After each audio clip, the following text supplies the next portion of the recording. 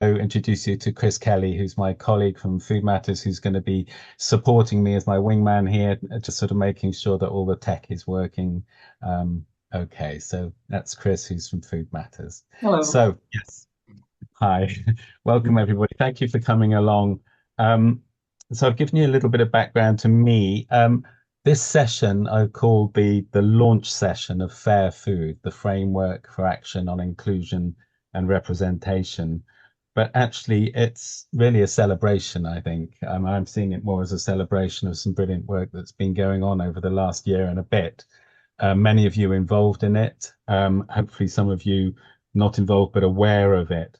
But I think it's a celebration of a co-development process which has been very robust, very thorough, working towards properly embedding representation and justice in the work of the program, the Sustainable Food Places program, but also across the network, the Sustainable Food Places network, of which many of you are members. Um, the idea of this session is to introduce you to Fair Food, this framework for action on inclusion representation. Um, we want to share the story of how that has been developed and explain a little bit about its purpose and what it's about. But ultimately, I think it's also to encourage you to engage with it, to visit it if you haven't already, to sort of read it through, to make yourself aware of it, and to explore how you can apply it in a practical sense to the work of your food partnership or your food organization where you are. And I think it's very important to stress that where you are, because it was very important in terms of our development or co-development of this, that we are a place-based network. Everywhere is different, and what we're working on is something that can be applied across the network. So it's not prescriptive, it's not a model, it's a way to make you think. And I think that's where it comes from. Okay, I think the first thing I want to do is just have a quick look in chat. I don't know if people were aware of the question I put in there, but I asked the question, representation and justice in your food work. Why is it important to you? And I'll just have a quick look in chat to see what sort of responses we've received. But also, is there anybody you can use your hand like this, or it might be better to actually use the reactions on the screen to show that you want to say something at any point. So the hand up. So either physically put your hand up or use the reactions button on your screen. Has anyone put something in chat, or would anyone like to respond to that question directly? Representation and justice in your food work. Why is this important to you? Let me have a quick look in chat as well. I can see just reading through them, this has to be core to any emancipatory work to create the world as we would like it to be. Yes. Yeah. Thank you, Andrea. Arizu, I'm going to ask you, you've got your hand up there patiently. How have you responded? Yeah, much along the same lines. My thinking, and I'm hoping to learn more today, but I'm thinking that we live in a global society, and that brings with it a lot of positives because not only do we already enjoy the food chain as it is, our understanding of food production, of products, ingredients, seasonality is just so much more developed now because of this access um, to global produce.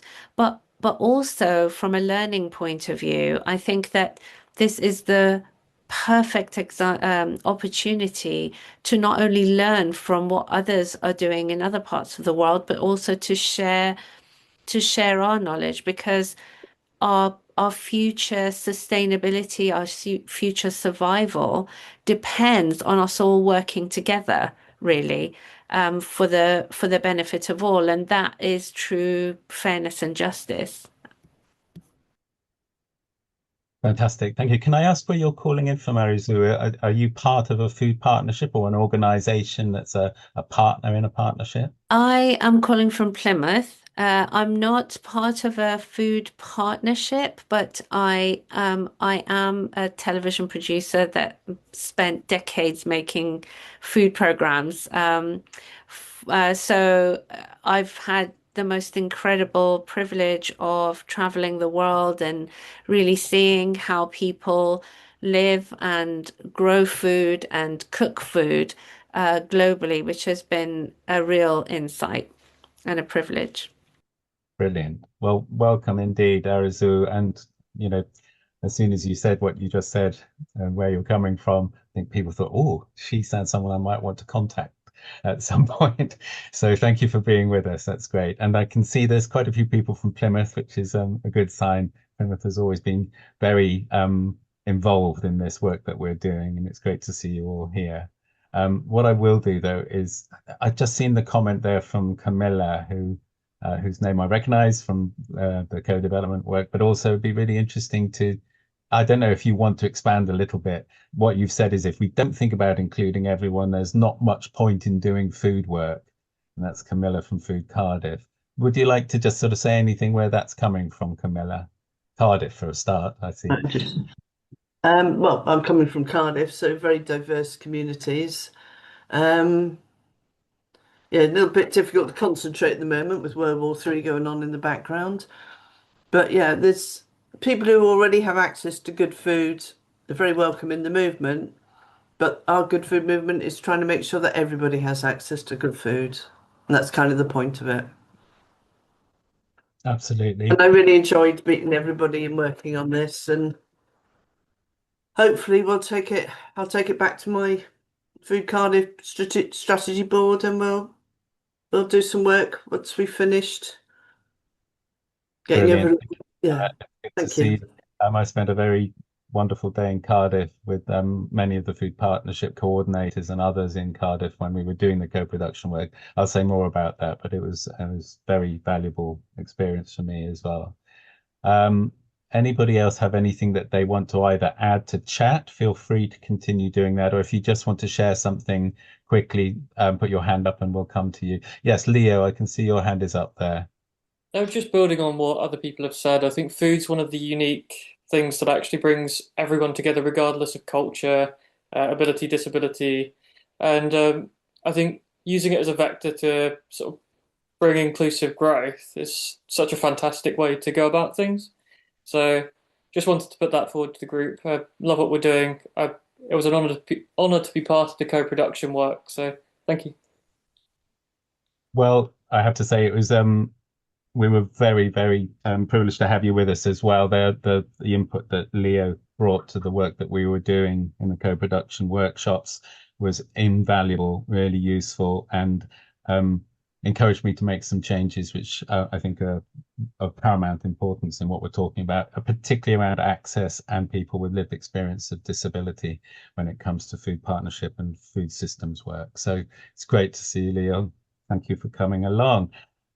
Anybody else want to add anything? I'm flicking between screens to see if we've got any hands up. If not, I will probably move on.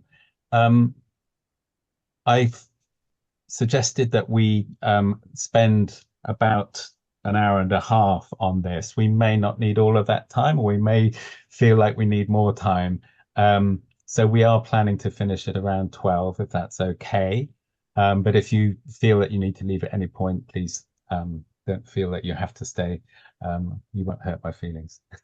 What we're going to do now is I'm going to take you just through a quick presentation that lays out some of the story behind fair food, so that many of you hopefully will have actually visited the fair food document, which sits now on the website, the Sustainable Food Places website. So this may be going over ground that you already know about. For others, this may be the first time you're hearing about it. So I'm just going to take on a little bit of the journey of the development of this tool.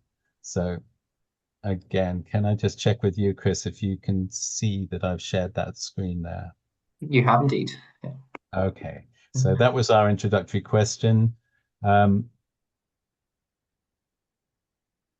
So this is a bit of the background to the process. I'm not going to read everything out, but I'm going to sort of try and take you through this so you know what we're talking about. So throughout 2025, we wanted to broaden our work from the work on anti-racism, which was under this heading, this ethos of Ready for Change, which had been going since 2020. A lot of really useful and valuable co-development work was put into development of Ready for Change and also the Ready Review tool, which is part of that. Again, both of these are sitting in our toolkit.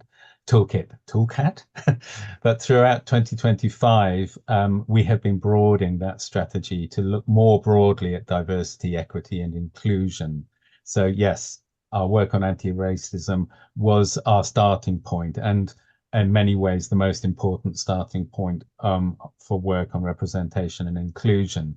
But we wanted to acknowledge there are other obstacles that people face when trying to engage with work such as ours in food systems. So in pink there you can see it also addresses discrimination, underrepresentation and marginalization in food systems work based on other characteristics. And that's our key starting point. The process was based around 4 questions. How do we broaden this focus without losing the focus that we already had on anti-racism through Ready for Change? But we've got this amazing network of very, very different food partnerships.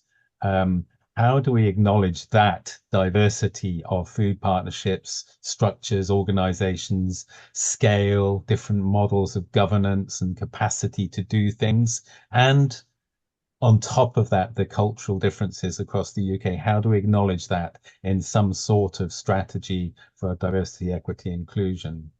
How do we decide what the focus should be? Are there key groups that we need to focus on who are acknowledged as being underrepresented and discriminated against in our food systems work? And when we go about doing this, what does it actually look like and feel like for people getting involved and wanting to be involved? So those were the 4 questions that sort of were the basis for the co-development process. It's also important to say that this is a strategy for SFP program network members, which is co-developed by them for them. So we have worked with people from food partnerships all across the UK, starting, as you can see, there were a series of listening sessions, and many of you here today were part of those listening sessions. So through the spring of 2025, some of these were online, but a large number of them were in-person sessions. And I've already talked about the session in Cardiff. Camilla took part in that, as well as other members of the team from the Welsh Food Partnerships who are here. There was a session I went to in Leeds, and it's great to see some of you here. I see Sonia's on the screen. So these and London, an in-person session in London, as well as in Northern Ireland, and in Scotland, an online session, and then a further online session to sort of gather people from all across the UK who weren't able to attend some of the in-person sessions. So a lot of listening, again, based around those 4 questions. There was another session which is mentioned there, a listening session with young people.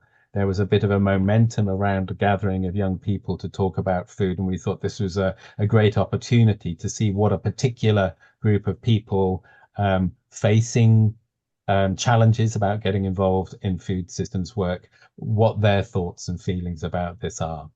So we held another session there for young people, an online session UK-wide there. So on the back of that, distilling what came out of those listening sessions and pulling those together in something a bit more coherent, I facilitated co-development workshops through the late summer. And again, Leo involved other people involved in some of those sessions when we held them, just sort of trying to sense check what we were hearing and encourage people to think, how does this apply to me where I am and my food partnership where it is and our communities? Is this workable? Is it something realistic? We also worked within the program team. So there was an SFP team. And again, some of you are here today. the Representation and Justice Working Group. Again, just looking at it from a program side as well as the membership side. In amongst this, there was an upsurge of really worrying trend across the UK of the far right putting flags up, demonstrating outside asylum seekers' hotels, and causing a great amount of worry and feel of threat in many of our communities. And in response to a question from one of our members, what can food partnerships do about this? I facilitated a session which we called Countering Divisive Narratives, just bringing thinking together and showing how amazing our network can be in terms of trying to pull together different perspectives, different learning, and distill that down into some key messages. So again, there is a blog on the website. It's a bit tricky to find, but hunt through there, and I've written a blog about the Countering Divisive Narrative session. Just put the link in the chat, Ben. Brilliant. Chris has put the link in the chat there so you can see that. That's fantastic. Thank you for doing that. But again, it just showed the value of our network, of a question coming and us responding as a network. And I think it's led to a number of different strands of work around what we do about the far right in food and farming. So a very important session there as part of this process. But ultimately, what we're talking about is this framework, fair food, as we've called it. It's been drafted and refined by the process that you can see on the screen there. And today we are launching. And as I said, a launch, yes, a celebration of this process, which I think we should be very proud of. So a quick screen full of some of the people who are involved in this. And you can see images here which cover the work that we did on these listening sessions and co-development workshops. A very beautiful sunny spring day in Cardiff, a gathering in Leeds and in London at the Sustain offices, as well as online. And some of the responses, again, post-it notes. Anybody of you who knows me knows that I'm a bit of a stickler for post-it notes and big questions, and just sort of trying to gather as many different perspectives as openly and inclusively as possible. So that's just to give you a little bit of an illustration of what these sessions entailed. I'm going to spring this upon people a little bit. I did mention it to some of you in messages that I sent out, but I think it might be a good opportunity if you want to, anyone who is involved in any part of this process, to just very briefly share your reflections. And I put some little prompts there, which you don't have to follow if you don't want to, but how did it feel to be involved? What did you think about the process and the approach that was used? And in a broader sense, this framework, what it represents to you. Now, it's going to be quite difficult for me to see what's happening on the screen there. I might stop sharing so I can see you rather than my shared screen. Does anybody, and as I say, this has been sort of thrust upon you rather last minute, but does anybody who's been involved in this process want to just share some reflections on what that felt like and how the process impacted on you? And again, just use your hand up or the reactions button. So Sonia, I can see your hand is up there. Thank you. Sure. I'll come in here briefly. It was great being involved. I mean, I think we'd hoped we'd have a few more people attend from a few different food partnerships, but that wasn't the case. But sometimes it's numbers don't matter. It was really quite interesting for me to be involved in that.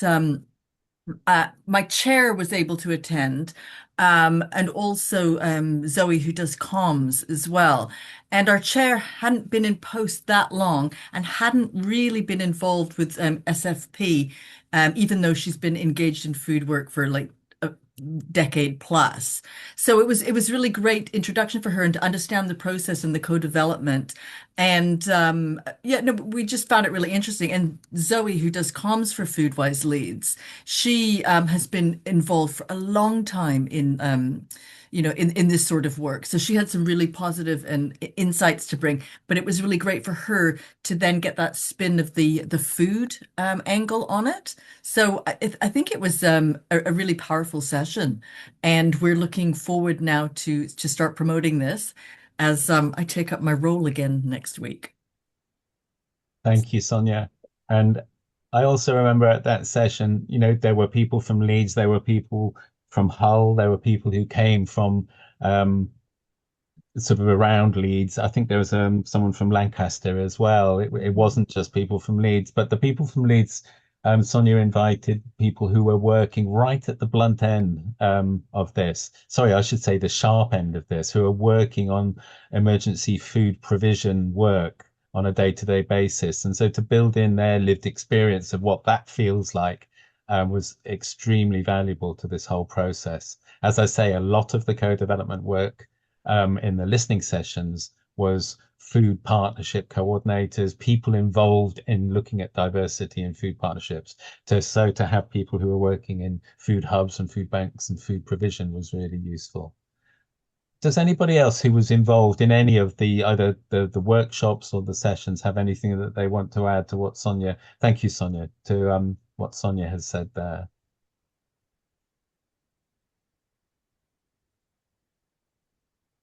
I'm just wondering if anybody from the Welsh sessions, we've heard from Camilla.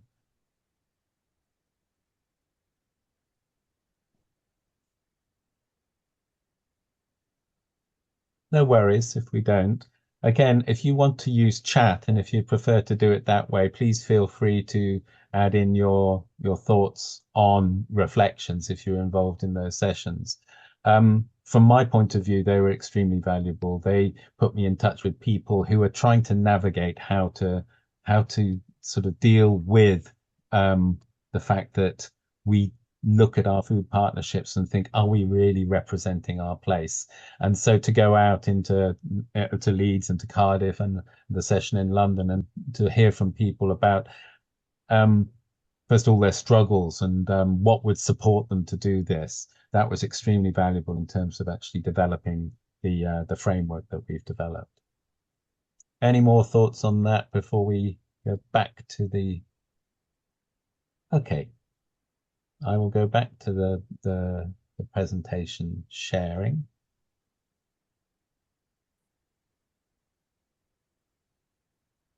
So, Fair Food, the document that some of you may have seen begins with a sort of a one-page overview of what we're talking about here. Right along the top there, underneath the title, it says to build fair and resilient food systems by embedding equity, accountability, and representation into local food partnerships. And that sort of encompasses, I think, the purpose of this, what we were trying to achieve through this process. And I think pretty early on, we realized that to call it a strategy or to call it a tool was narrowing it too much. I think there was a feeling that we needed to provide a framework within which food partnerships of different shapes and sizes could actually engage with this, not to make it too rigid, not to make it too sort of prescribed, to try and ensure that there was flexibility in there, but flexibility around some key principles and key considerations and a focus. So you can see there in the summary, we've got a bit about context. Yes, we need to reflect communities if we're working in local food partnerships. If we're talking about a whole system place-based approach, it's important that we're properly representative and inclusive and that there are not obstacles for people to get involved. People can access this work built upon, yes, I'm not going to go through the whole thing, it's there, but building on Ready for Change, as I've already said. You can see there, I'll come onto this in a bit more detail in a minute, but there's a focus on 4 key groups there. This emerged from the listening sessions as an important sort of prioritization, if you like, based on what we were hearing. And you can see there the structure, which is, again, reflecting the structure within the Ready for Change ethos and the Ready Review tool, looking at culture, practice, and people in our organizations. And at the bottom, there's a little bit about, okay, what does that mean in terms of how we deliver this? So there's a summary page up front, basically. Yes, and this goes into a bit more detail on some of that. The basis of this is that representation and justice are essential in what we're trying to do about building fair and resilient food systems. This whole reflection of our communities in their entirety, ensuring voices are heard, and not just heard, but acted upon. So really trying to ensure that it's not just a listening exercise which is left up in the air and people feel, yes, I'm still not really involved, I'm just being consulted. It's deeper than that. And to tightly weave this into not only our program, but into our local food partnerships, so that food systems are shaped by and are for everyone. So some clear basic ethos there, if you like. Again, a bit more detail. This purposefully, proactively awake. I've used that at the beginning of the document, and it's partly a nod to people talking about wokeism, but I think we do need to be awake to discrimination, underrepresentation, and justice. And again, some of the key dimensions of that are mentioned on that page. So a place-based approach, actively anti-racist, reflecting and building on Ready for Change rather than superseding or overwhelming it, acknowledging that there are many multiple forms of discrimination and oppression, recognizing the important, I can't see because of that's in the way there, recognize the importance of accessibility to make sure that people with lived experience of disability are able to engage as much as they want to, and that there aren't barriers in terms of access for people with different disabilities. Ensuring that local food partnerships reflect their communities. It's built with the input of local partnerships, as I've been saying, and it what emerges from it is guidance and tools and structures that are provided and tailored locally. And again, this is almost crowdsourced in a way. It's looking at what happens in food partnerships and sharing that and spreading that experience. Ben, Camilla has asked if we can share a link to the full document in the chat. Is that possible? Yes. Can I ask you, Chris, just to have a quick look? You'd have to go, I think, to the SFP website. In the toolkit, it's actually there in the toolkit, and there should be a link directly to the document in the toolkit that can be I'll shared. look for it just now. Lovely, thank you. All right, no problem. Thank you. Thank you. So the principles there, again, these are expanded and extended in the document itself.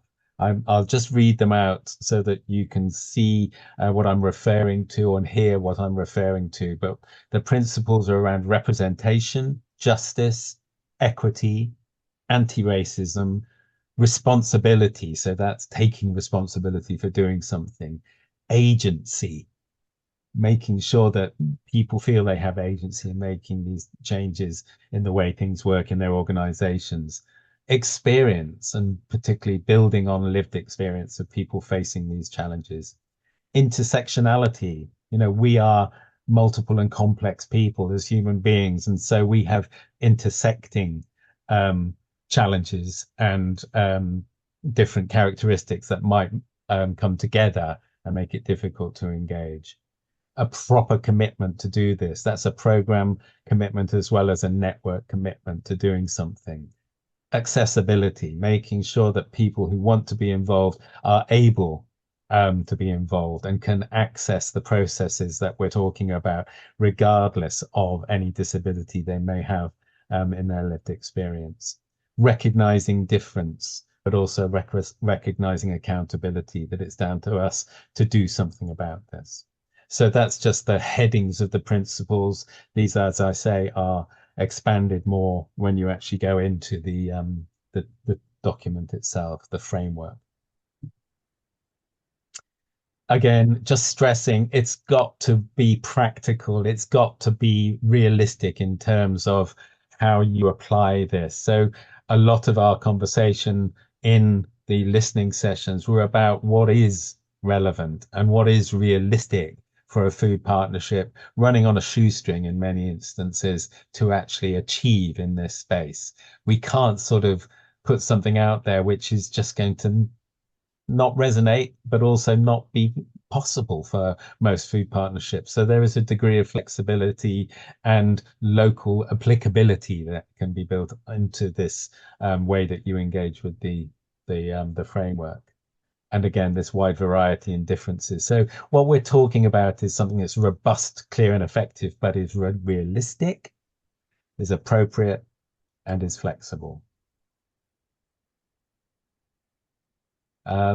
Again, I'm now referring to some of the what was in that one-page summary around focus. Why have we got a particular focus on particular groups in fair food? And from the listening sessions and from the co-development sessions, we recognized there consistently 4 key marginalized and underrepresented communities and groups were identified. This was sense checked with people, and we made sure that we weren't jumping on this without a proper accountable process. But yes, racially minoritized communities, again, reflecting back on the Ready for Change work and how important it is that we are properly reflecting a diversity of communities within our food partnership work. And that means looking at racism, looking at active anti-racism, ensuring that racially minoritized communities are involved and engaged and participating in our work. And this varies across the UK. We have to recognize that as well. Young people, many people said, you know, they are our future, but they are very, very seldomly involved in the work that we're doing in food partnerships. We need to do more to engage with young people. Again, this was consistently identified across the listening sessions and the co-development work they were doing.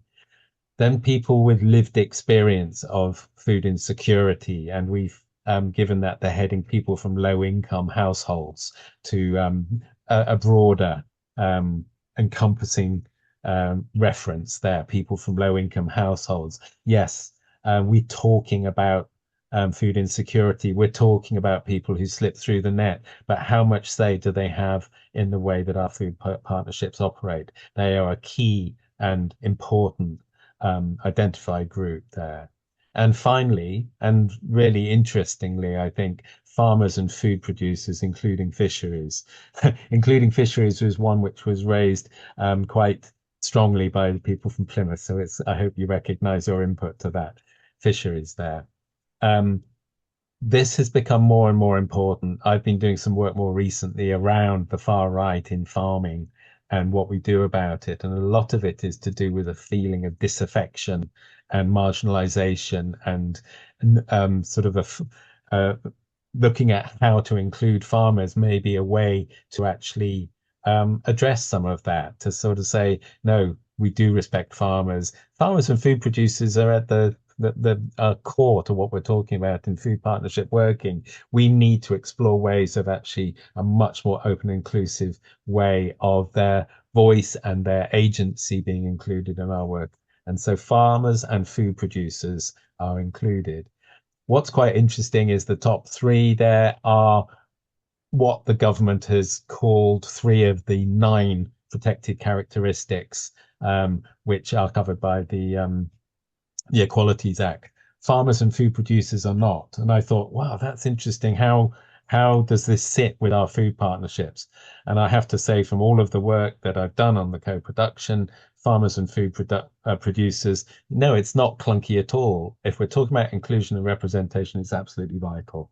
So I think it's great that we've developed our 4 focus areas there. That doesn't mean to say other protected characteristics and other communities aren't to be focused on, but these are the top 4. As I said, the structure of fair food reflects the structure of Ready for Change, looking at the culture, practice, and people involved in your food partnerships and in your organizations. It resonated with people when we were developing the Ready Review tool. It's resonated with people within the Sustainable Food Places Network and beyond. It's seen as a very clear and accessible approach to looking at diversity, equity, inclusion, representation and justice, anti-racism, all of these things. We need to look at the culture of our organizations. We need to look at what we actually do in practice, and we need to look at the people who are involved. So we've kept that same structure. And again, that was something which was discussed in the listening sessions and the co-development workshops. So that gives you a bit of an overview, and I would recommend having a look. And as Camilla has asked for, and Chris, I hope, it's now posted in chat, the link to the document is there. But what happens next? What happens next? And I've just put some of the next steps there around training. We've already delivered the first course of diversity, equity, and inclusion training, which was extremely successful and sort of oversubscribed. We are now going to run a second session on this training next week, I think, or the 12th and the 19th of March. And we're pretty much fully subscribed. I think there was one spot left. So if you're very quick, you might be able to still get on that. But basically, emerging from the discussions and the listening sessions was identified a need for many food partnerships to have some foundational training in what we're talking about. This sort of brings people up to speed a little bit in terms of how diversity, equity, and inclusion in its broadest sense applies to our work in food partnerships. I undertook some training within food matters from a very good trainer called Chris Brown. Chris Brown and her colleague Saba, whose surname I can't remember, but Saba, they are delivering this training. As I say, the first course has been delivered. The second course will be happening on the 12th and 19th of March. We will also be delivering training, which hasn't been scheduled yet, but we've said spring or late spring this year, taking the framework, the Fair Food Framework, and exploring with you and with other members of the network how you can actually use the framework in your food partnership, how you can apply it to the culture, practice, and people where you are, to develop a very basic action plan of what you can do within your work. And I think this is extremely important opportunity to think about, yes, we agree with this, yes, this is important, but how do we apply it? How do we make it make sense to us? So I will be running some training around there. It's not going to be training on diversity, equity, inclusion. I'm not an expert on that. I'm a facilitator. I'm getting more skilled and knowledgeable about the broadest sense of what we're talking about, but I'm not going to be training people on diversity, equity, and inclusion. That's important. What I will be trying to do is facilitate a hands-on process of how you use our framework to develop an action plan where you are. So that's what that is. So please keep your eyes peeled for that. I'll make sure it's sent out to everybody within the network to ensure that you hear about that. We are going to be sending out communications based on this launch celebration to promote fair food. I believe that it's actually relevant to the network and other organizations working on food systems. So those communications will be going wider than just SFP. We will be also looking at embedding it in many of our processes within the program.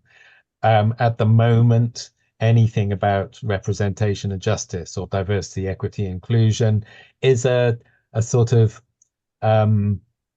it's interesting for us to know this in your food partnership work, but you're not scored in any way about your work around this this important area of our That is functioning. cute. Yes, that actually, I'm gonna have it now because it's I can helping. hear you, Vera. I don't know if you realize. Okay. So the awards are something that we are in the process of looking at.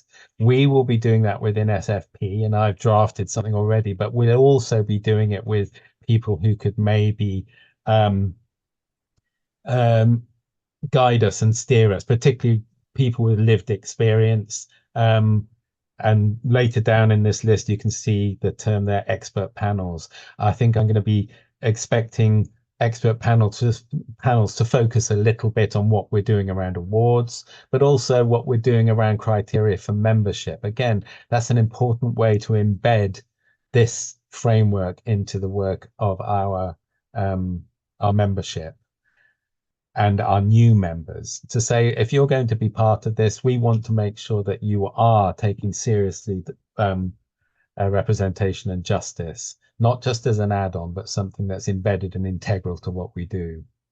We will also be going through the toolkit and any resources that we have and refreshing those resources through the lens of representation and justice. You know, this is something that should have been there from the get-go. It's something now that we're going to have to retrofit to some extent. This may not be that easy. We may need to actually have some coverall statements in our toolkit around the principles and the basis of fair food. But I think it's something that's very important, is that someone coming to this new can go to that toolkit and recognize that representation and justice is properly embedded in our program. And as I said, expert panels. We have some funding to support expert panels to help guide and steer and hold us to account on this work. It's important that we do this. As I say, a lot of the co-production work has been with food partnerships, and that doesn't preclude, and it hasn't avoided involving people with lived experience of some of the challenged characteristics or issues and obstacles about involvement, representation, and justice that we're talking about. But I think it's important that we actually include lived experience from people within SFP, but also outside, to say, actually, if you're going to do this, you've got to do it that way. You can't just sort of pay lip service to this. You have to sort of include it in a much more proactive way, holding us to account, making sure we're doing things right.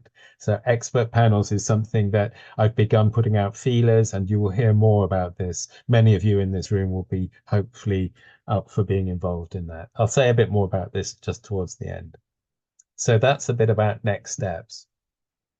Oh, there we go. Expert panels. That's that's what I was just talking about. We're looking at those 4 key communities, but we're also looking at some of the intersectionality around this, and also access as being a key dimension to this, ensuring that people with disability, living with disability and having experience of disability are not precluded or excluded from this work. So I'm maybe getting a bit ahead of myself, but expert panels, yes, we want to resource and facilitate those panels. We want to ensure no one's excluded, and we want to look at effective approaches to improve accessibility, participation, and engagement. Again, I will share all of these slides, so don't worry about making notes on it. And I've just rushed through that a little bit, but there will be information and comms about this coming out. So that's fair food. I encourage you to go and read the document. Much of this presentation has been based on the content of that document. I think it's important to reflect on it, particularly in terms of how it sits with you, where you are. It's now 11:20. I'm going to pose a question, and I will read it out so you know what we're talking about. But I think it would be silly to just have this session with me just talking at you and presenting something which you can go away and read anyway. Many of you have read it already. But I've just talked through the story, the journey of the co-development of fair food. And I think this is a good opportunity, hopefully, to reflect a little bit on what you've heard and what you think about this. It's important for us. It's not a static document. We are going to continue to allow it to evolve, and that includes now. So I've put a question up there which says Fair Food, Framework for Action on Inclusion and Representation. Does it feel relevant and practical for food partnerships such as yours to adopt? Does it feel relevant and practical for food partnerships to adopt?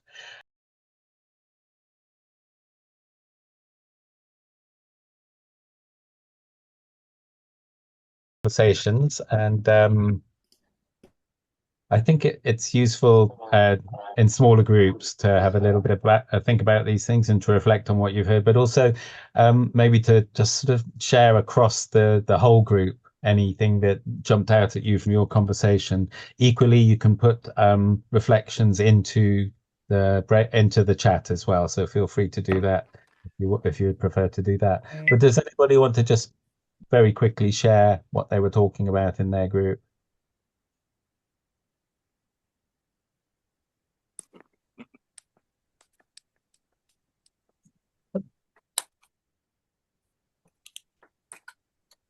I could go really quickly. Well, because we had one suggestion actually, was that a number of us are like quite are at stages where for either because we're just starting as a food partnership or because we're at a certain period in our development, we're doing like more system mapping and looking at who's around. And we thought that that might be a really nice working group, kind of a short working group for the partnership as a whole, to see how we can embed these principles into that work as we're doing, because we're doing it now. So it'd just be a really useful time. Yeah, and thinking about how bringing newer people into existing structures around, like, especially food provision, like, it's just, there's a lot to learn from each other as we're doing that. It's a very good point. Jenny, I can see your hand up, but I just put this out in the follow-up to Andrea's point there is, when you're thinking about applying this, do you think it's practical to apply it to your whole partnership, or is it something that you'd work with your steering group or a small, more focused group who are helping an emerging or early stage partnership? Did anybody else have any thoughts on that, or? No, but we also discussed about maybe having like a bit of a support network, like across the SFP network for those that are starting on this work and trying to embed it, going through the, trying to use the framework. Brilliant.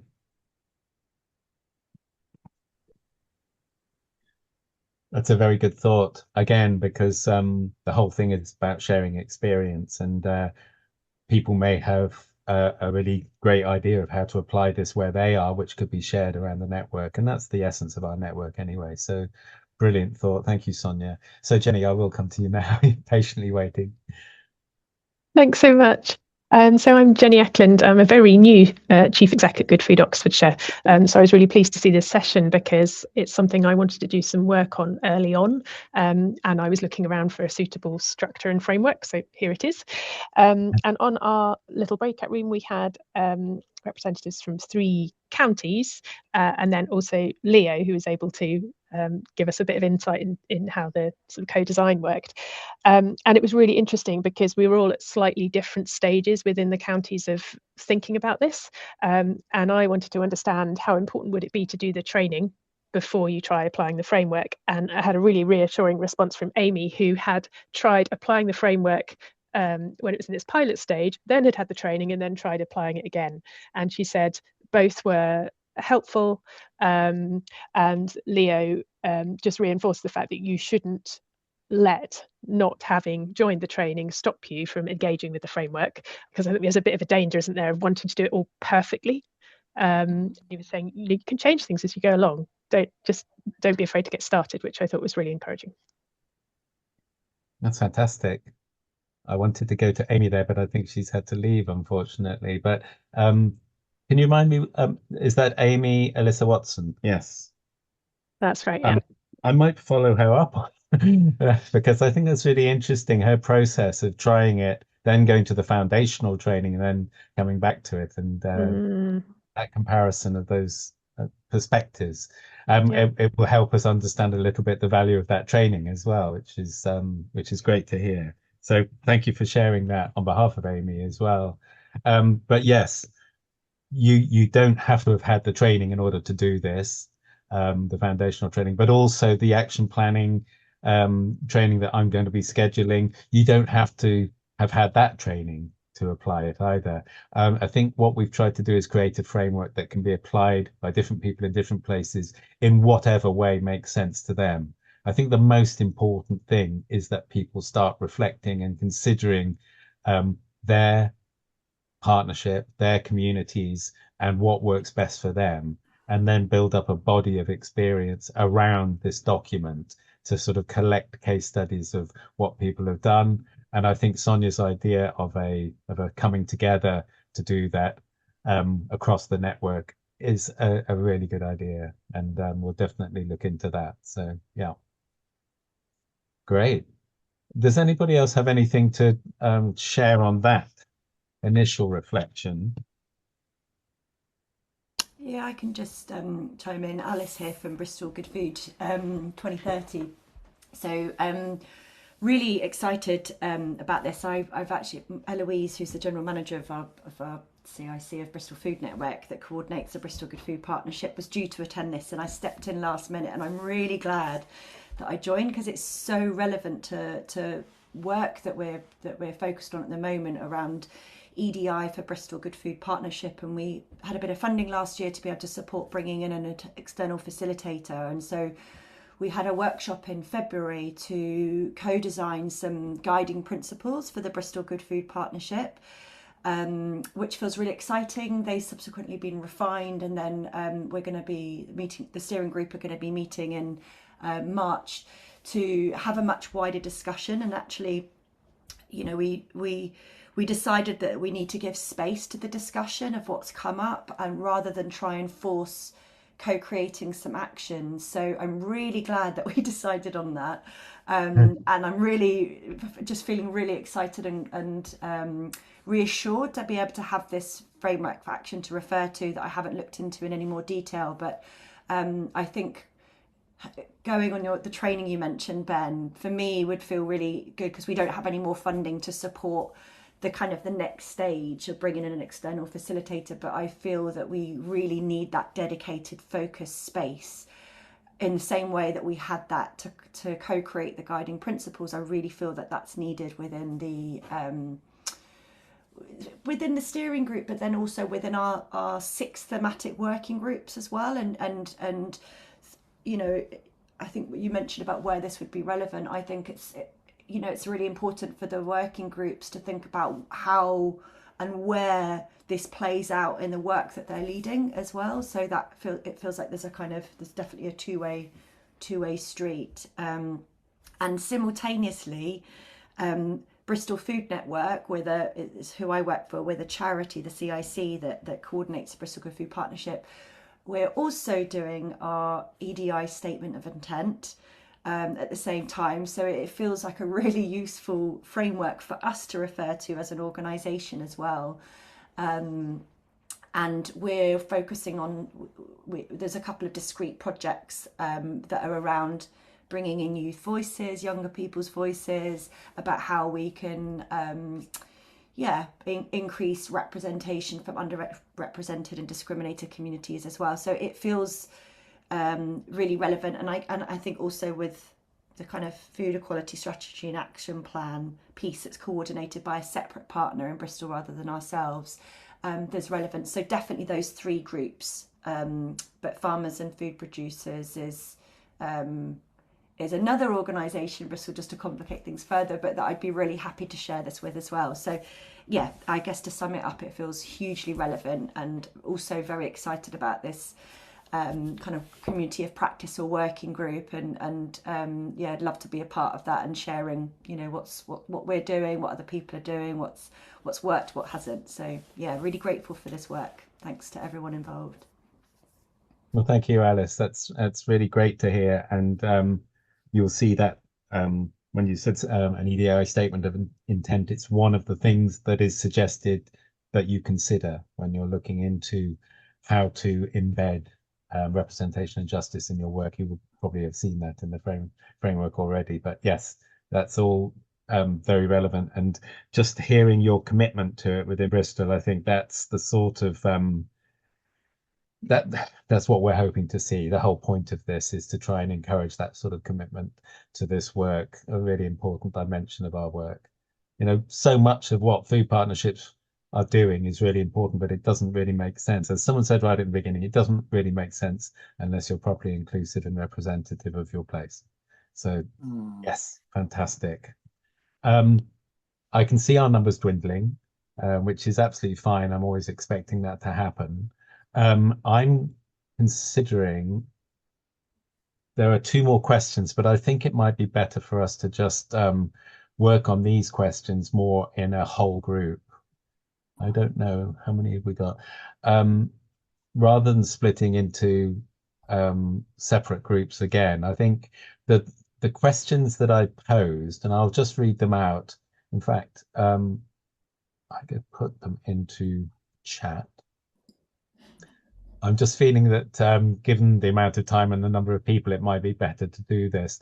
There were two questions. One was about what impact do you think fair food will have?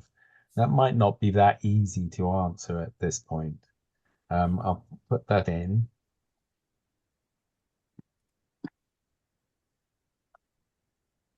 So I've posted that. The other one was, yes, we're probably thinking, God, this is relevant, this is inspiring, this is something I want to be more involved in, but it might not be straightforward where we are. It might not be straightforward anywhere. It's going to take some capacity. It's going to take some thinking about how to apply it. So the final question, I thought, well, what do you see as the main challenges to fair food being adopted by food partnerships? And again, you can apply this to your own food partnership, but more broadly, you know, it might make sense to think of it, you know, what do you think the challenges are? And I can immediately think that we're here, you know, our capacity to do this properly is going to be key. But if there's anything you see as a challenge you'd like to share, again, as I say, we haven't got much time left, and I think we'll just do this as an open conversation. If anybody on remaining in the meeting now has anything they want to respond, their reflections on those two questions, do you think it's going to have an impact? And if so, what do you think that impact is? And what do you think the challenges might be to actually adopting this where you are? Does anyone want to, off the cuff, share reflections? Again, feel free to add to the chat if you want to as well. We can capture it that way. Yeah, Gavin, hi. Good to see you. Hi, Ben. And you. It's always easy to pick on challenges, isn't it? So I suppose, yes, capacity. From a county food partnership, I suppose there's just the disparate nature of communities, and that sort of diversity of communities, from quite large towns like Loughborough to tiny villages and settlements and things. And so I think that's one challenge. And then the other is, I mentioned this in the breakout room, where I'm based in a county local authority that's recently turned into a reform-led council. And so obviously that brings with it its own challenges, which was part of the reason why I think Kathy at Nottinghamshire sort of raised the divisive narratives sort of conversation within SFP. So I think those are two challenges, not insurmountable. The county council has a really long and good track record in recognising diversity, and that is still the case within a reform-led version of the county council. But it's certainly there's a bit more threat around the agenda, I suppose. But the partnership is about the county. It's not about the council. It's just I'm based in the council. So there are ways and means of getting around stuff. So we just need to work harder at that. Brilliant. Thank you, Gavin. And one of the key steps going forward, following the countering the divisive narratives session was look at what's already happening. You know, as you say, there's a lot of work on community cohesion that's been going on for years within local authorities. You may not have to reinvent the wheel. Look at what's already happening. It may be in the council, it may be in other organisations, but look around you. I'll also mention another thing that came out of that session, which has already been mentioned, is speaking out and making a statement about it. I think that's also important. I will also add, in terms of building what's already there, in all of the listening sessions, people said, we won't have the capacity and resources to actually start work on building a panel locally to do this work, but someone else may already have done that. There may be an organisation within your place where your food partnership is, and their remit is representation and inclusion. You may not have to sort of initiate things. You may be able to build and bring together people who are already doing things, or involve them in your partnership to represent those communities. So there are, again, ways of pragmatically approaching this rather than feeling, oh my God, we're going to have to now look at resource and capacity to do a specific new initiative. Not always the case. Okay, again, to reiterate, we're talking about, you know, what are the challenges to doing this and what impact do you think it might have, which may be harder to answer. But does anybody else have anything that they would like to share on those two questions? There's some bits going on in the chat, Ben. Yeah, does anybody who's put anything into chat actually want to share that rather than me reading it out? Yeah, Sophie, are you happy to share what you've said there? And Sure, yeah, absolutely. Yeah, I just feel like it's you know, sort of, it's all been a sort of a not an add-on, but it's never been, you know, completely part and parcel of everything that we do as a food partnership in terms of the Sustainable Food Places framework. And it feels like now it's coming in from the cold, which is what's needed. So I think the fact that it's being embedded in the membership process, in the awards application process, in and of its own right, you know, alongside everything else that a food partnership work, you know, involves, I think that's a really, really important message, and means that we have to demonstrate tangible impact. We can't just pay homage to it. We can't just pay lip service to it. We have to be able to say what's happening, what impact that is creating as well. Brilliant. I'm just scribbling that down. I know it's recorded, but it's absolutely vital that this isn't tokenistic. Obviously, you know, everything that we've been talking about, and the reason you're here is because you think it's important. So to just sort of cosmetically add it on is not the way to go here. Not just paying lip service. I will just mention the awards. Yes, we're in the process of looking at how we can embed this within awards, but you will see within the Fair Food Framework an idea of a Fair Food Star, which is celebrating significant work around this where it occurs. It's not something which is obligatory. There will be embedded in the awards criteria something which is obligatory around representation and justice, but the star is something, yes, we've got a bronze award with a Fair Food Star, which is celebrating and shining a spotlight on significant work in this area. So you can see more about that actually in the document, but I thought I'd just mention it there as well. I'm just looking down the screen again. Susanna, time, resources and funding. Yes, perhaps one person from Sustain can participate as a guest speaker in our steering groups to initiate conversations, reflective thoughts on deliverable actions. Yeah, I see you say Sustain there. SFP, I think maybe you mean, but it could be from Sustain.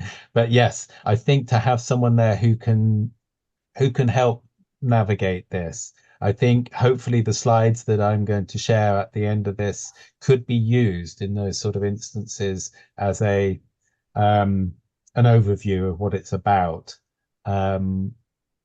We are also suffering within the program sort of a diminishing capacity and resource to do things and to engage in sessions like that.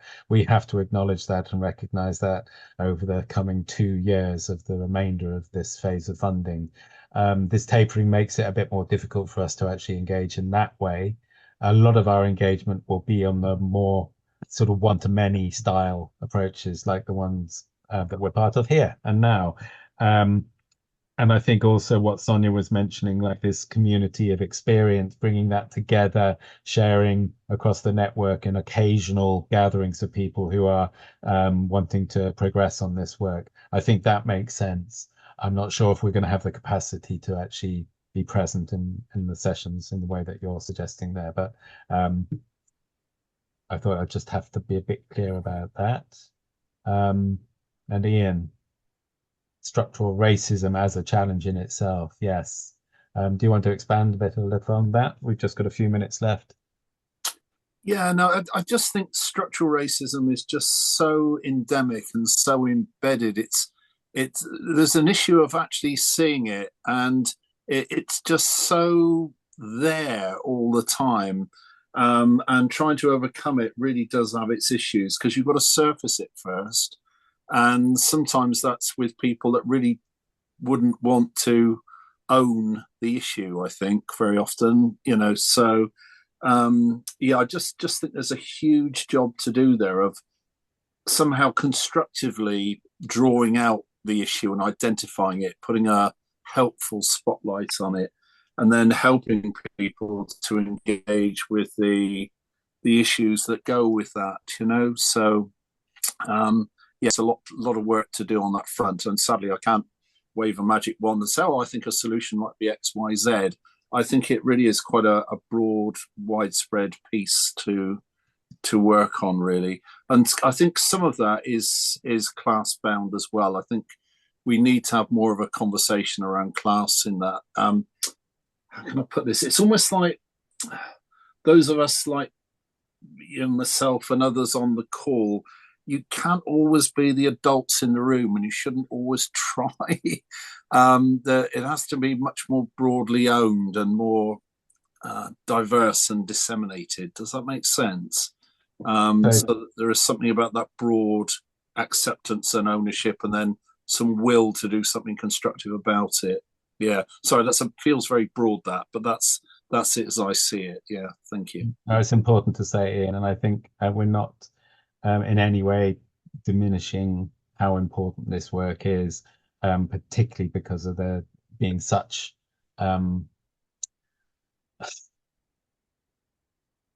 discrimination. I don't experience it as much as other people. I don't experience it at all in relation to this sort of work, but many people do, and it's deeply embedded, which is why this work is so challenging and so important. And I think a very first step towards that is this representation and inclusion in our processes. So yeah, that's why we're here. That's why we're doing it. Look, we're going to finish very shortly. It's worth reading what Vera has added. I'm not going to ask you to read that through, Vera. I hope you don't mind. But yes, this focus on young people, and I think it's something that a lot of food partnerships have recognized, and there's a lot of good experience already out there, but there is a lot more that we can do. And what Vera is saying there, she's stressing the importance of young people's voices in what we're doing. Again, that might not be you actually bringing together a panel. There may already be something that you can actually engage with where you are to explore the potential for bringing young people into your work.